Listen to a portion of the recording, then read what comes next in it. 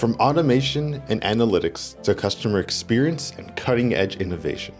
Today, Myles will break down how you can harness the power of AI to drive results in your business, whether you're a startup, a Fortune 500, or somewhere in between.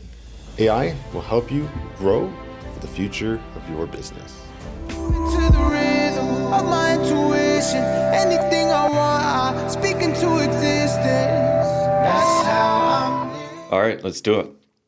Full disclosure, I'm absolutely gassed. I am about halfway through pools. I've opened 75 swimming pools. Wow. Yeah. So we're in the trenches right now, but we're here. All right.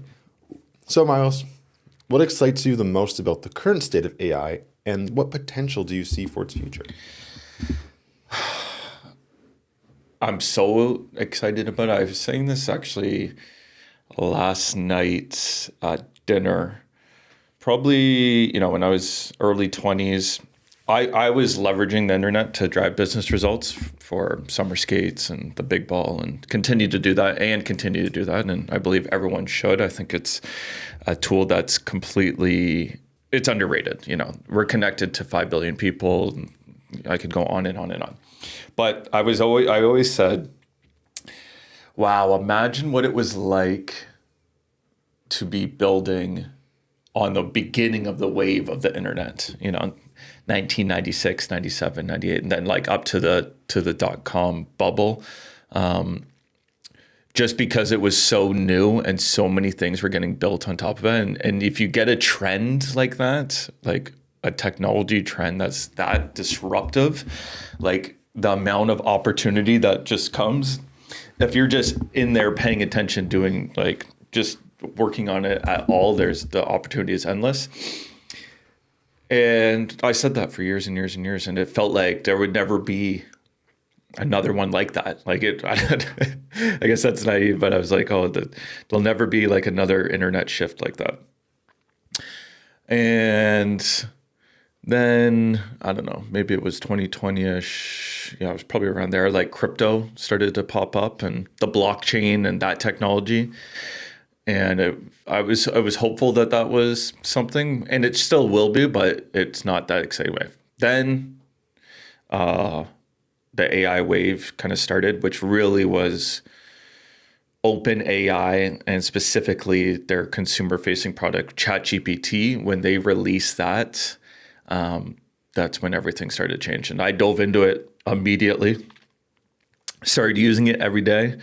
And I've only used it more and more and more, month after month after month, and into different aspects of my life, in all areas of my life. And there isn't a day that goes by that I don't use it. So, can you give a specific example of how you used it? Yep.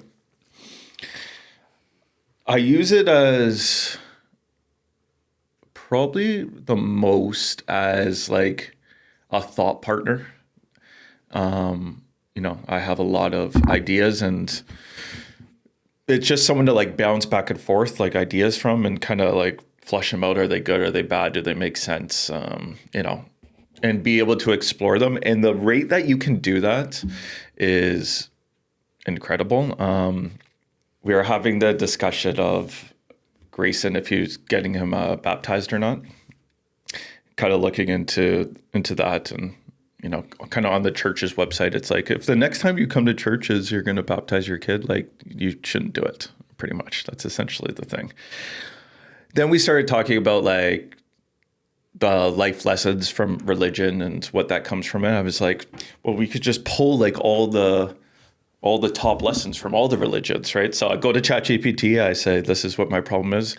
I want the top 10 most valuable lessons pulled from all the different religions, and give me the list of it. Gives me the list of it, the great 10 of them, with description, this. So then I go into that 10, and then I'm like, okay, how do you teach this to a kid? I'm like, write me a short story using Grayson's name about lesson number 1, which lesson number 1 was the golden rule: treat others as you'd like to be treated. And it comes up with this great story called, I don't know, something like the magic mirror or something like that. And the mirror like shows how you make other people feel, like how you act. A beautiful little short story built for a 5-year-old like this.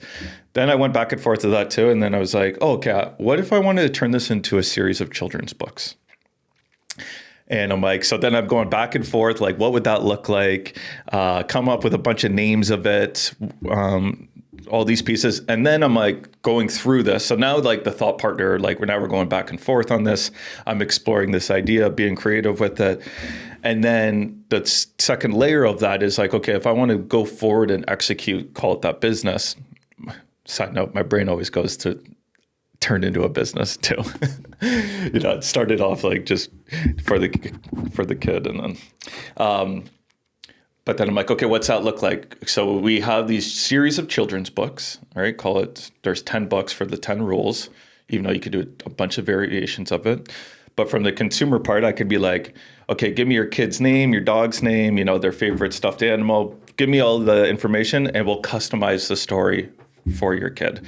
Then we could do that. Here's a free PDF version where if you want to just print it out and read it, or if you want the hard copy and, build the collection, what's the box set look like? Okay. And that's like using that AI tool to layer it in. Then that leads into, okay, now it's a cartoon series on YouTube. And, it's like, it goes on and on and on and on. So it's like that all over the place. And any idea that I have, I'll just like pop it in the chat GPT and kind of go back and forth there. A huge one for me too is I'm a terrible writer. Like that's period. I'm a terrible writer. So it's pretty rare for me to write anything now without using ChatGPT. Now I'm going to take it and I'm going to edit it and kind of form it. I'll not just copy and paste it, but even it was Elisa's first Mother's Day, right? A note in the card for Mother's Day, right? Like I give the information, like this is what I want. These are kind of the points that I want to make. And this is how I feel, blah, blah, blah. Gives me that. Then I edit it down. And now I have a beautiful note that I can write into the card of it, right? So, and I could go on and on and on. So there is a lot of common misconceptions or fears surrounding AI. How do you address those fears? But not like those iRobot fears, just like other fears that you see people kind of like, you're kind of skeptical with it a little bit. Yeah, like I am an optimist at my core, right? And I just see it as it's an inevitable wave. So, go on the ride with it. Don't fight against it, right? Now, for anyone, you do whatever you want, but there's going to be, you could find fears in anything too, right? Like the internet exploded, right? And it has all this positive impact, but there's a bunch of negative shit that happens too on top of the internet as well. That's just life, right? So I don't really think about the fears of it too, so the AI is going to take over and kill us all. Well, that's why I'm extremely nice to my AI. You should always say please and thank you. Yeah, exactly. So with that being said, in what areas do you believe that AI has the greatest potential for human innovation? Yeah, I think it's just going to unlock human creativity to a whole new level. And the stuff that we will build because we have these tools, it's going to be such a change that you can't even predict what it is. Like the amount of change and impact it will have over the next 5, 10, 15, 50 years, whatever prediction I give, it will not even be close to what it actually is. Because we humans don't really have the ability to know what exponential growth actually looks like. We kind of just think of like growth like on a consistent line, like, oh, it's just going to get better. But when it compounds on itself and it goes up, like nuclear up, it's like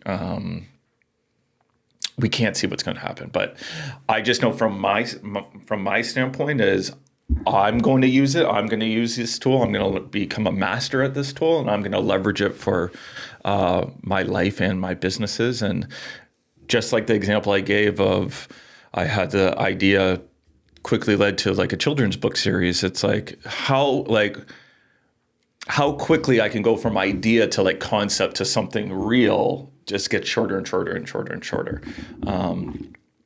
And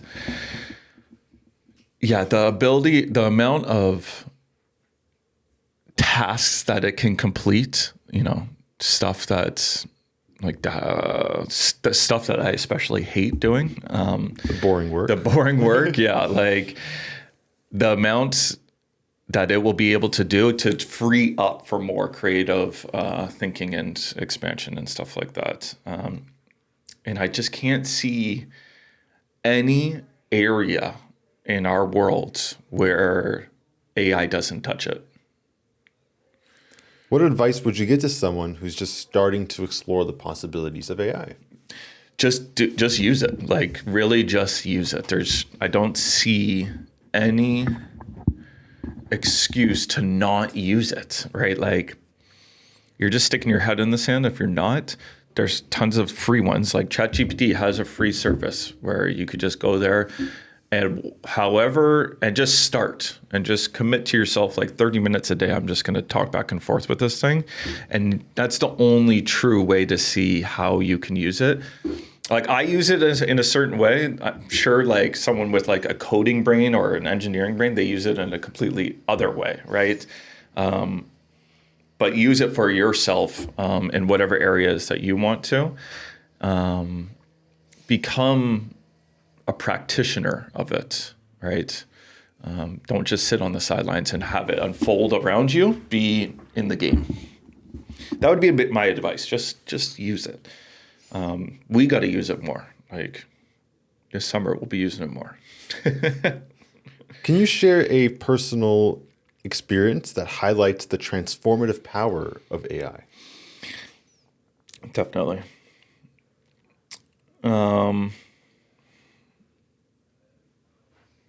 It's like, what is a good story? Like it's like that. There's too many things that are flooding into my brain right now to do it. An easy example to point to is like Facebook ad copy, right? Like the words that you write on the ad, right? So you have your image or video, and then you have your primary text and your headline too. For it to create like 50 variations of what they are in the mixtures for you to kind of go look through, where it's not you having to like think of each of them. It's like get a wide spread of them, get them down to like 5. Then you can launch those ads, and then you can easily test which ones are performing better. Then you can pull out the winners, and then you can kind of do that process. Like the amount of scale of ad copy that you can create is huge. Like for the big ball specifically, which the primary revenue generator is through Facebook ads, Facebook and Instagram ads. So we're running a lot of different type of ads and different hooks and different call to actions and different angles. And that was kind of this process is that when you find a winner, you can take that winner and you can put it in there and be like, okay, this one is performing the best. Give me 5 variations of this style, right? Like right now, what's crushing for the big ball is essentially the angle of like trick your brain, like use the ball to trick your brain to build confidence and sink more putts, lower your score, right? And having that angle is really working. So now I can just continue to iterate on that too. And it just gives me so many different, how can I say trick your brain 5 different ways, and it will give me that. Another helpful one for me was, writing like cold emails. We send a lot of cold emails. So another thing of testing, like what's the subject line and what's the actual body of the cold email and variations of that so you can find winners. Then I could also be like, write this in the style of Jim Halpert, who's like this really famous copywriter. I'm trying to, if that is his name, but whatever. These famous copywriters that are really good at writing sales letters, like take my version that I did it and give me it in that style. Let me see what that looks like. What can I pick from that too? And yeah, I use it a lot for. I just uploaded all my blood work to it to ChatGPT, and I was like, "Give me a deep dive on this. Like, what are deficiencies? Blah blah blah." And can kind of make adjustments. I give it data from the Whoop, from HRV and resting heart rate and respiratory rates and all these things too. And it's kind of like my trainer on that stuff. I could pick like all aspects of my life, and it has an effect on all of them.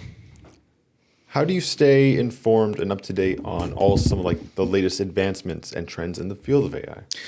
Yeah, so this is kind of where if whatever topic or area you want to learn, and then you want to be a practitioner too. This is where you think of like your content diet, right? So it's like figure out where you can find that information, where you can kind of get a stream of content on that, which for me is YouTube and X. And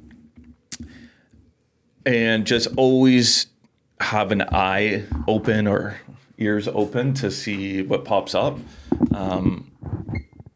and just consume, consume and create. Come on. How have you created and consumed with AI? Let us know in the comments below, and we'll see you all in episode 28. Beauty.